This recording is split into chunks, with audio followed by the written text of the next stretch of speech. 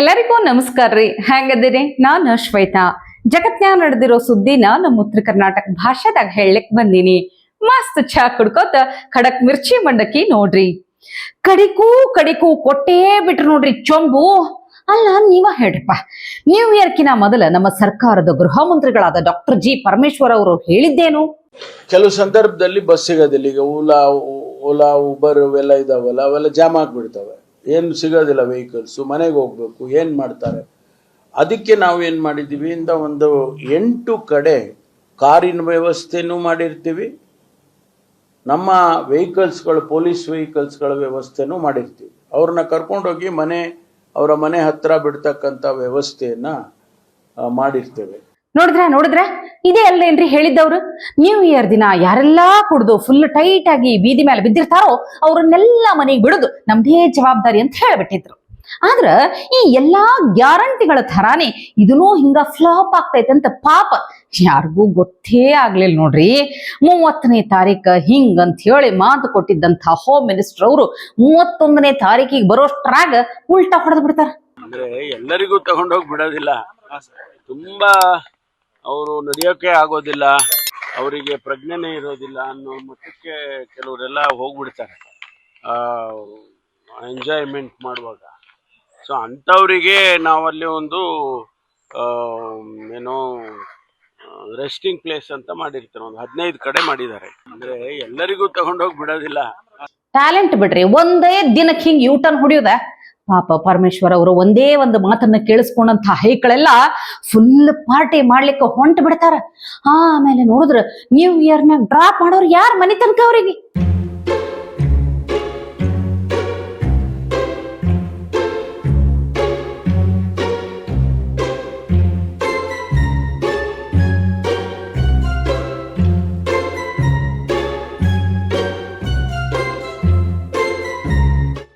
ನಡು ರಸ್ತೆಯಲ್ಲಿ ಪೊಲೀಸರಿಗೆ ಅಲ್ಲೊಡಿಯಲ್ಲಿ ಆತ ಏನ್ ಹೇಳಿದ್ರು ಹೋಗ್ತಾ ಅಲ್ಲ, ಪೊಲೀಸರಿಗೆ ಸರಿ ಆಯ್ತಪ್ಪ ಹೋಗು ನಿಂತ. ನಡು ರಸ್ತೆಯಲ್ಲಿ ಪೊಲೀಸರಿಗೆ ಅಲ್ಲೊಡಿಯಲ್ಲಿ ಆತ ಏನ್ ಹೇಳಿದ್ರು ಹೋಗ್ತಾ ಅಲ್ಲ, ಪೊಲೀಸರಿಗೆ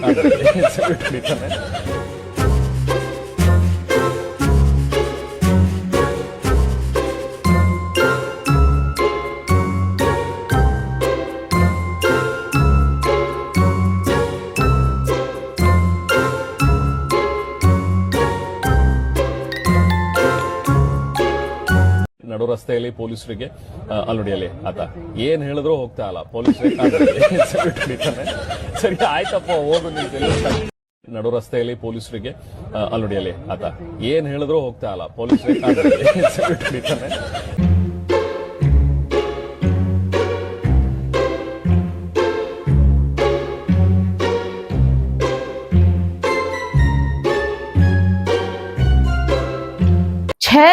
ಛೇ, ಇದು ಒಂದು ನ್ಯೂ ಇಯರ್ನ ಕಥೆ. ಅಯ್ಯ, ನಮ್ಮ ರಾಜ್ಯ ಸರ್ಕಾರದ ಕಥೆ ಅಂತೂ ಕೇಳುದೇ ಬೇಡಂತೀನಿ ನಾನು. ಹೊಟ್ಟಿಗೆ ಹಿಟ್ಟಿಲ್ಲ ಅಂದ್ರೂ ಜುಟ್ಟಿಗೆ ಮಲೆಗೆ ಹೂ ಕೊಡ್ತೀವಿ ಅಂತಾರೆ ಇವ್ರು ನೋಡ್ರಿ. ಅದ್ ಯಾವುದೋ ದೇಶದಿಂದ ಅಕ್ರಮವಾಗಿ ಭಾರತಕ್ಕೆ ಬಂದವರಿಗೆ ಫ್ಲಾಟ್ ಕೊಟ್ಟು ಬಿಡ್ತಾರಂತ. ಇದನ್ನ ನೋಡಿದಂತಹ ಕನ್ನಡಿಗರಿಗೆ ಹೊಟ್ಟೆ ಉರಾಕತ್ತಿಲ್ಲೇನ್ರಿ? ಅಲ್ಲ, ಇದೇ ನಮ್ಮ ಕನ್ನಡಿಗರು, ಇಲ್ಲೇ ಹುಟ್ಟಿ ಇಲ್ಲೇ ಬೆಳೆದವರು, ಸರ್ಕಾರಿ ಜಾಗದಾಗ ಮನಿ ಕಟ್ಕೊಂಡಿದ್ರು ಅಂತ ತಿಳ್ಕೊರ್ ನೀವು. ಅವ್ರನ್ನ ಹುರಿದ ಮುಕ್ ಬಿಡ್ತಿದ್ರು. ಆದ್ರೆ ಇಲ್ಲಿ ನೋಡಿದ್ರ ಅವ್ರಿಗೆ ಸ್ಪೆಷಲ್ ಫ್ಲಾಟ್ ಅಂತ. ಏನ್ ಮಾಡೋಣ ಹೇಳ್ರಿ? ಈ ಸರ್ಕಾರನೇ ವಿಚಿತ್ರ ಐತ್ರಪ್ಪ, ಏನೂ ಮಾಡ್ಲಿಕ್ಕೆ ಆಗೋದಿಲ್ಲ. ಉಗ್ರನಿಗೆ ಜೈಲ್ನ್ಯಾಗ ತನ್ನ ಸಹಚರರಿಗೆ ಕಾಲ್ ಮಾಡ್ಲಿಕ್ಕೆ ಫೋನ್ ಸಿಗತೈತಿ, ಎಣ್ಣೆ ಪಾರ್ಟಿನೂ ನಡಿತೈತಿ, ಇಸ್ಪೀಟ್ನೂ ಆಡ್ತಾರ. ಆದ್ರ ಅದನ್ನೆಲ್ಲ ಪ್ರಶ್ನೆ ಮಾಡ್ಲಿಕ್ಕೆ ಹೋದ್ರ ಅಂಥವ್ರನ್ನ ಜೈಲ್ಗೆ ಹಾಕ್ಲಿಕ್ಕೆ ಹೊಸ ಕಾನೂನು ತರ್ತಾರ. ಒಟ್ಟಿನ್ಯಾಗ ರಾಜ್ಯ ಉದ್ಧಾರ. ನಮ್ಮ ಉತ್ತರ ಕರ್ನಾಟಕ ಹೈದನೊಬ್ಬ ಸಿದ್ದರಾಮಯ್ಯನವ್ರಿಗೆ ಹೆಂಗ ಉಗ್ದಾರಂತ ಕೇಳಿಸ್ಕೋಬೇಕು ಒಂದ್ಸಲ. ನಮ್ಮ ಉತ್ತರ ಕರ್ನಾಟಕದ ಕಾರ್ಮಿಕರ ಮನೆಗಳನ್ನ ಆರ್ನಗರದಲ್ಲಿ ಕೆಡವಿದಾಗ ಈ ಸಿದ್ದರಾಮಯ್ಯ ಅವರಿಗೆ ಮಾನವೀಯತೆ ಅನ್ನೋದು ಕಾಣಲಿಲ್ಲ. ಇವಾಗ ಕೋಗಿಲು ಕ್ರಾಸ್ ಬಳಿ ಈ ಕೇರಳದವರ ಮನೆಗಳನ್ನ ಕೆಡವಿದಾಗ ಮಾತ್ರ ಇವರಿಗೆ ಮಾನವೀಯತೆ ಬಂತು. ಅವ್ರಗಳಿಗೆ ಮನೆಗಳನ್ನ ಕಟ್ಟಿಸ್ಕೊಡ್ತಾ ಇದ್ದಾರೆ. ಅದು ಕೂಡ ಅಕ್ರಮವಾಗಿ ಕಟ್ಟಿರೋ ಮನೆಗಳನ್ನ ಕೆಡವಿದ್ದಾರೆ, ಕೂಡ ಸರ್ಕಾರಿ ಜಾಗದಲ್ಲಿರುವ ಮನೆಗಳನ್ನ. ಹಾಗೆ ಇವತ್ತು ಬಿಜೆಪಿಯವರು ಬಂದು ಧ್ವನಿ ಎತ್ತುತ್ತಾ ಇದ್ದಾರೆ. ಯಾಕೆ ನಮ್ಮ ಕರ್ನಾಟಕದ ಉತ್ತರ ಕರ್ನಾಟಕದ ಮನೆಗಳನ್ನ ಕೆಡವಿದಾಗ ನೀವು ಬಿಜೆಪಿಯವರು ಎಲ್ಲಿಗೋಗಿದ್ರಿ? ಅವಾಗ ನಿಮ್ಗೆ ಮನುಷ್ಯತ್ವ ಅನ್ನೋದು ಇರಲಿಲ್ವಾ? ಈ ದೇಶದ ಕಥೆ ಇಷ್ಟೇ ಕಣಮ್ಮೋ, ಇಲ್ಲಿ ಚಿಂತೆ ಮಾಡಿ ಲಾಭ ಇಲ್ಲಮ್ಮೋ. ಆದ್ರೆ ಇಲ್ಲೊಂದು ಮಜಾ ಐತೆ, ಅದನ್ನು ವಿಡಿಯೋ ನೋಡ್ಬಿಟ್ರಿ. ನೋಡಿ ಫ್ರೆಂಡ್ಸ್, ಇದು ನಮ್ಮ ಕರ್ನಾಟಕದ ಅಡ್ರೆಸ್ ಥರ ಐತೆ ನೋಡಿ, ಚೆನ್ನಾಗಿ ನೋಡ್ಕೊಳ್ಳಿ. ಇದು ಈ ಕಡೆ ತಿರುಗ್ತೀನಿ, ಫುಲ್ ಎಲ್ಲ ಕನ್ನಡದಲ್ಲೇ ಐತೆ. ಆದರೆ ಇದ್ರ ಅಡ್ರೆಸ್ ಬಂದು ನೋಡಿ, ಅನಂತಪುರಂ ಡಿಸ್ಟಿಕ್ಕು, ಆಂಧ್ರ ಪ್ರದೇಶ್. ನೋಡಿ, ಈ ಅಮ್ಮ ಎಲೆಕ್ಟ್ರಾನಿಕ್ ಸಿಟಿಯಿಂದ ಮಾಧವಾರ ಕಡೆಗೆ ಬರೋಕ್ಕೆ 73 ರೂಪಾಯಿ ಟಿಕೆಟು. ಇದನ್ನು ತೋರಿಸೋ ಟಿಕೆಟ್ ತೆಗೆದುಕೊಂಡಿದ್ದಾಳೆ.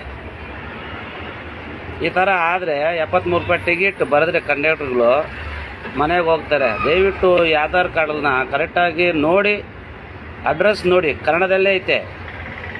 ಆದರೆ ಅಡ್ರೆಸ್ಸು ಈ ಕಡೆದಲ್ಲಿ ಆಂಧ್ರದು. ಇದನ್ನು ಒಮ್ಮೆ ನೋಡಿ, ಕೊಡ್ಬೋದೇ ನೋಡಿ ಟಿಕೆಟು. ಇನ್ನ ಅದೇನೇನಾಗ್ತಿತ್ತೋ ಏನೋ, ಒಟ್ಟಿನ್ಯಾಗ ಸಿದ್ದರಾಮಯ್ಯನವರ ಸರ್ಕಾರದ ಗ್ಯಾರಂಟಿಗಳು, ಯೋಜನೆಗಳು ನಮಗಿಂತ ಈ ಬಾಜುದ ಕೇರಳದವ್ರಿಗೆ, ಅಕ್ರಮ ವಲಸಿಗರಿಗೆ ಜಾಸ್ತಿ ಸಿಗ್ಲಿಕ್ಕತ್ತದಂತ ಅನ್ಸ್ಲಿಕ್ಕತ್ತ ನೋಡ್ರಿ. ಎಲ್ಲ ನಮ್ಮ ಯೋಗಿಜಿ ಅವರನ್ನ ನೋಡಿ ಕಲಿಬೇಕ್ರಿ.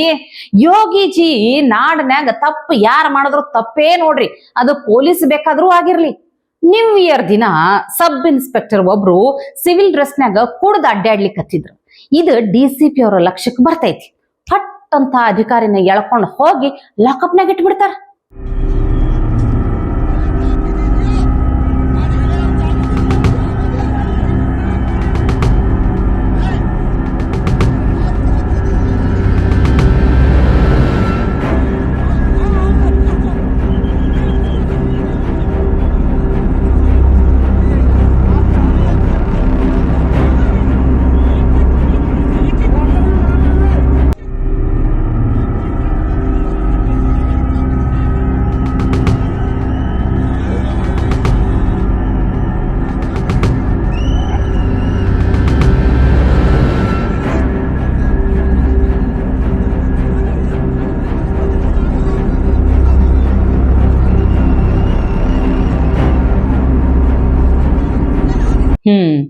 ಮ್ಯಾಲಿರೋ ನಾಯಕ ಕರೆಕ್ಟ್ ಆಗಿದ್ರ ಅಧಿಕಾರಿಗಳನ್ನು ರಾಜಿ ಇಲ್ಲಾರ್ದೆ ಕೆಲಸ ಮಾಡ್ತಾರ ಅನ್ಲಿಕ್ಕ ಇದೇ ಒಂದು ಎಕ್ಸಾಂಪಲ್ ನೋಡ್ರಪ್ಪ. ಇನ್ನ ಒಂದು ಹಿಗ್ಗು ಕೊಡುವಂತಹ ಸ್ಟೋರಿ ಅದ ನೋಡ್ರಿ. ದಿವಂಗತ ಮೇಜರ್ ಬಿಪಿನ್ ಭಟ್ ಅನ್ನೋರಿಗೆ ಸೇರಿದಂತಹ ಜಮೀನ್ ಪಾಪ ಭೂಮಾಫಿಯಾ ಅವರು ಯಾರೋ ಕಬ್ಜಾ ಮಾಡ್ಕೊಂಡ್ ಬಿಟ್ಟಿದ್ರು. ಎಷ್ಟು ಪ್ರಯತ್ನ ಪಟ್ಟರು, ಯಾವ ರೀತಿ ಟ್ರೈ ಮಾಡಿದ್ರು ಆ ಜಮೀನ್ ಹೊಳ್ಳಿ ಅವರಿಗೆ ಸಿಗಾಕತ್ತಿದ್ದಿಲ್ಲ. ಕಡೆಗೆ ಏನು ಮಾಡುದು ಅಂತ ಹೇಳಿ ತಲೆ ಕೆಡ್ಸ್ಕೊಂಡ್ ಕುಂತಿದ್ರು. ಆದ್ರೆ ಯೋಗಿಜಿನೇ ದಾರಿ ಅಂತ ಹೇಳಿ ಅವರನ್ನ ಭೇಟಿ ಮಾಡ್ಲಿಕ್ಕೆ ಪ್ರಯತ್ನ ಪಡ್ತಾರೆ. ಯೋಗಿಜಿಯನ್ನ ಭೇಟಿ ಮಾಡಿ ಜಸ್ಟ್ 24 ತಾಸ್ನ್ಯಾಗ ಅವ್ರು ಭೇಟಿ ಮಾಡಿದ ಕೂಡಲೇ ಮಾಜಿ ಮೇಜರ್ ಅವ್ರ ಹೆಂಡತಿಗೆ ಅವ್ರ ಮನೆ ಹೊಳ್ಳೆ ಸಿಕ್ಬಿಡ್ತು.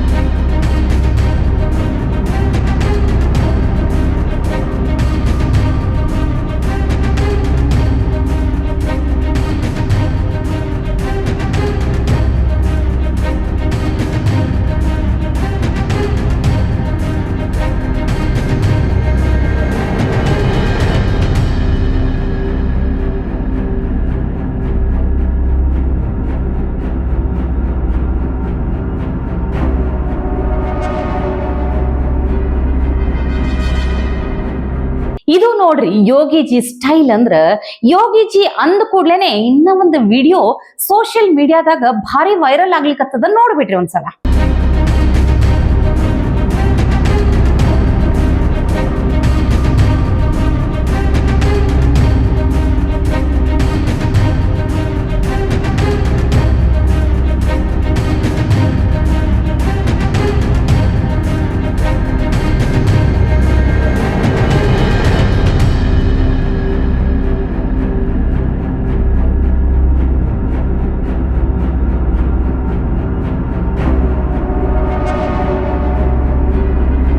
ರಾಜನಾಥ್ ಸಿಂಗ್ ಮತ್ತು ಯೋಗಿಜಿ ಒಂದೇ ಫ್ರೇಮ್ನಾಗ.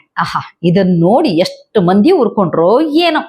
ಇನ್ನು ಇದೆಲ್ಲದರ ನಡುವ ರಾಮ ಮಂದಿರದ ಪ್ರತಿಷ್ಠಾಪನಾ ಟೈಮ್ನ್ಯಾಗ ಒಂದು ಅದ್ಭುತ ನಡೆದೈತ್ರಿ. ಅದನ್ನ ಪವಾಡ ಅಂತ ಬೇಕಾದ್ರೂ ಕರಿಬಹುದ್ರಪ್ಪ, ಅಷ್ಟು ಭಾರಿ ಐತಿ. ಅದನ್ನ ಹೇಳೋದಕ್ಕಿನ ವಿಡಿಯೋನೇ ನೋಡ್ಬೇಕು ನೀವು.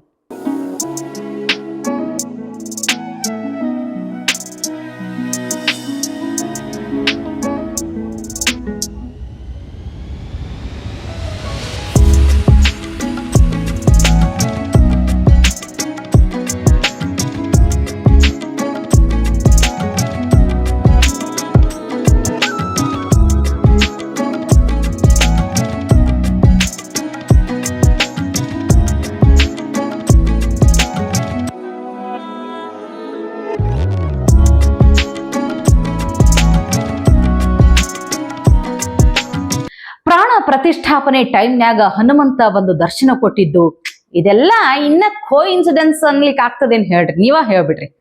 ಇವತ್ತಿಗೆ ಸುದ್ದಿ ಸಾಕಲ್ಲ, ನಾಳೆ ಇಂಥವೇ ಮತ್ತೊಂದಷ್ಟು ಸುದ್ದಿ ತರ್ತೀನಿ. ಚಾ ಇಟ್ಕೊಂಡು ಮಿರ್ಚಿ ಮಂಡಕ್ಕಿ ನೋಡ್ಲಿಕ್ಕೆ ಕಾಯ್ಕೊಂಡಿರ್ರಿ. ಟಿವಿ ವಿಕ್ರಮ, ದೇಶ ನಿಮ್ಮ ಕೈಯಲ್ಲಿ. ಈ ಕಾರ್ಯಕ್ರಮ ನಿಮಗೆ ಇಷ್ಟ ಆಗಿದ್ದಲ್ಲಿ ಲೈಕ್, ಶೇರ್ ಹಾಗೂ ಕಮೆಂಟ್ ಮಾಡಿ. ಟಿವಿ ವಿಕ್ರಮದ ಕಾರ್ಯಕ್ರಮಗಳನ್ನು ನಿರಂತರವಾಗಿ ವೀಕ್ಷಿಸಲು ಸಬ್ಸ್ಕ್ರೈಬ್ ಮಾಡಿ, ಬೆಲ್ ಐಕನ್ ಒತ್ತಿ.